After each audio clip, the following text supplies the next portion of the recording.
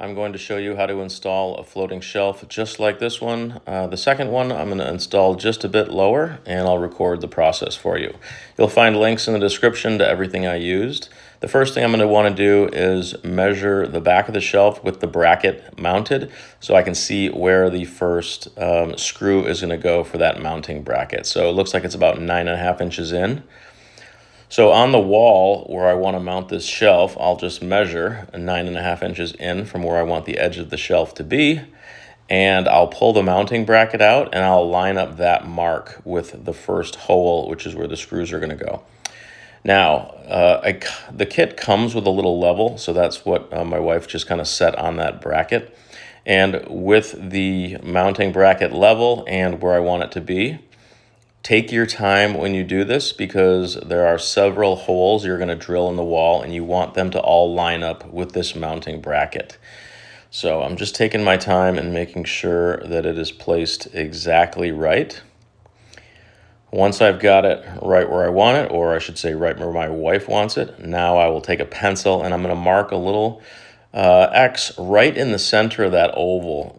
The reason why there are ovals there is that once you put this thing on the wall, if you do need to slide it left or right, you've got a little bit of freedom to do that. So now that your marks are all on the wall, now what I'm going to do is I'm going to slide my stud finder across the wall and see if any of my marks are over a stud. You don't have to hit a stud with these. It really depends on how much weight you're putting on the shelf.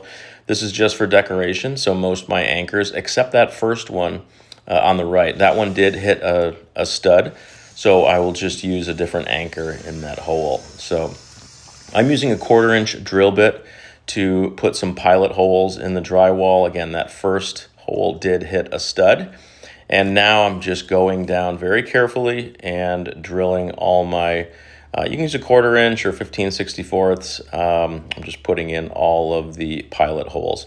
Make sure you kind of pick the outside of that hole clean because you do want everything to lay flush. So I'm just going to kind of hammer in that first one with a hammer, and then I'm using drywall anchors for the rest of the holes when there were no studs behind the rest of these. I am using a screwdriver. I've seen people use a drill, and sometimes you just kind of mangle the anchor. So once you've got all of those anchors in, everything should line up perfectly, and now you're just going to anchor that bracket to the wall. So I'm just threading in that first one on the right by hand, and now I'll tighten it down. I do have to hold the bracket on because that's only the first one.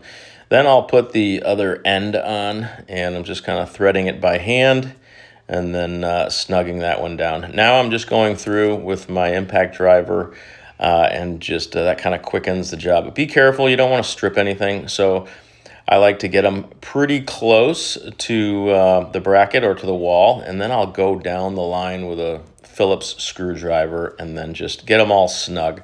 If you do that, you don't strip anything, and you've got this bracket really anchored well to that wall. As you can see, there are several anchors holding this thing on.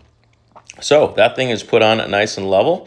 So now you can take your floating shelf and you'll see those 3 pegs, line them up with the holes, and then you're just going to very carefully slide on your shelf. So there it is. There's your floating shelf. Now to make sure it doesn't come off, there are 3 screws that you will install from the bottom, and that actually holds that shelf onto that bracket, so there's no risk of it sliding off. It's very simple. This is an easy project to do, and it really looks great. So there are the floating shelves in my entryway. Thanks for watching. Check out the description for more information and hit that subscribe button if you'd like to see more videos.